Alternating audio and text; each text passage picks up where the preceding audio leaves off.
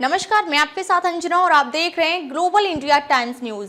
आइए सही चीज को सही लोगों तक साझा करें। क्या आप खुद ही भगवान हैं? इस सवाल पर आईआईटी बाबा ने दिया जवाब, अंदर भगवान है। मगर प्रयागराज के महाकुंभ मेला में आए नए नए बाबाओं की चर्चा सोशल मीडिया पर होती रहती है। इनमें से आईआईटी बाबा नाम से फेमस अभय सिंह ने काफी सुर्खियां बटोरी हैं।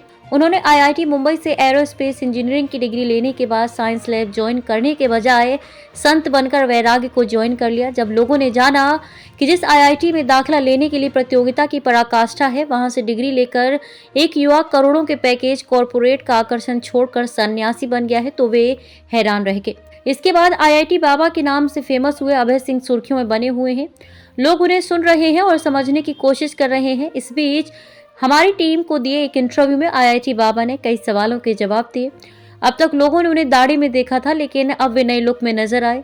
क्लीन शेव वाले अपने लुक को लेकर उन्होंने कहा कि मैं बदलाव करता रहता हूं। पहले भी एक मेरे को जब मैं यात्रा में गया तो वहां मैंने दो ही चीज बोली थी, एक तो बस एक जगह पर एक ही रात रुकना है और सिर्फ आगे बढ़ना है। मतलब चाहे कितना भी चल पाए, तू 1 किलोमीटर या 2 किलोमीटर भी चलेगा और कोई तेरे पर कंडीशन नहीं है।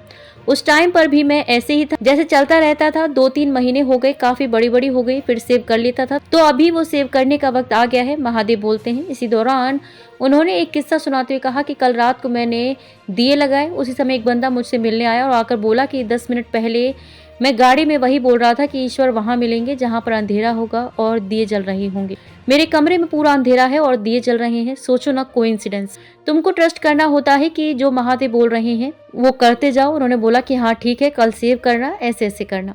लुक और इंसान की पहचान पर आगे चर्चा करते हुए आईआईटी बाबा ने कहा कि जैसे आप कृष्ण को योगेश्वर बोलते हो, कृष्ण बाबा तो नहीं बोलते हो। योगी तो सबसे बड़ा है, वो इतने बड़े योगेश्वर हैं कि उनको इन सब चीजों से फर्क भी नहीं पड़ता कि वो दाढ़ी रख रहे हैं कि नहीं रख रहे हैं। शारीरिक चीजों से उनको इतना फर्क नहीं पड़ता। महादेव का भी ऐसा ही है।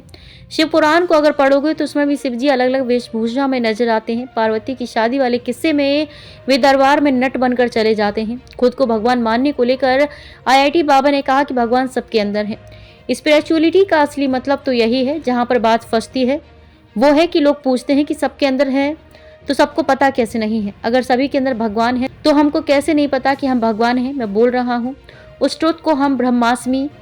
कोई जब शिवो हम बोलता है तो उसका क्या मतलब है? मैं ही शिव हूँ। चेतना के स्तर में जब कोई प्योर कॉन्शियसनेस में चला जाता है तो उसे महादेव कहा जाता है। जब चेतना शून्य से उतर के नीचे ज्ञान की फॉर्म में आ जाती है तो उसे विष्णु कहा गया है। जैसे विष्णु हमेशा सोते रहते हैं और क्षीर सागर पर ड्रीम करके लायक पूरे संसार को चलाते रहते हैं।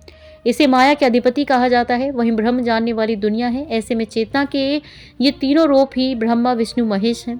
आप इसको समझते हो तो आपको समझ में आता है कि एक्चुअली में तो ये चेतना के ही रूप हैं जिसको ब्रह्मा विष्णु महेश बोला गया है। ये वो कॉन्सेप्ट है कि शुरू होना, किसी चीज का कंटिन्यू होना और फिर एंड होना। अब तक के लिए बस इतना ही, फिर मिलते हैं एक ऐसी ही बड़ी खबर के साथ। तब तक के लिए नमस्कार और देखते रहिए ग्लोबल इंडिया टाइम्स न्यूज। अगर आपको वीडियो पसंद आया हो तो लाइक करें व शेयर करें। ऐसे लेटेस्ट अपडेट पाने के लिए बेल आइकन प्रेस करना ना भूलें। अगर आप हमें फेसबुक या फिर इंस्टा के माध्यम से देख रहे हैं तो हमारे पेज को फॉलो जरूर करें। धन्यवाद।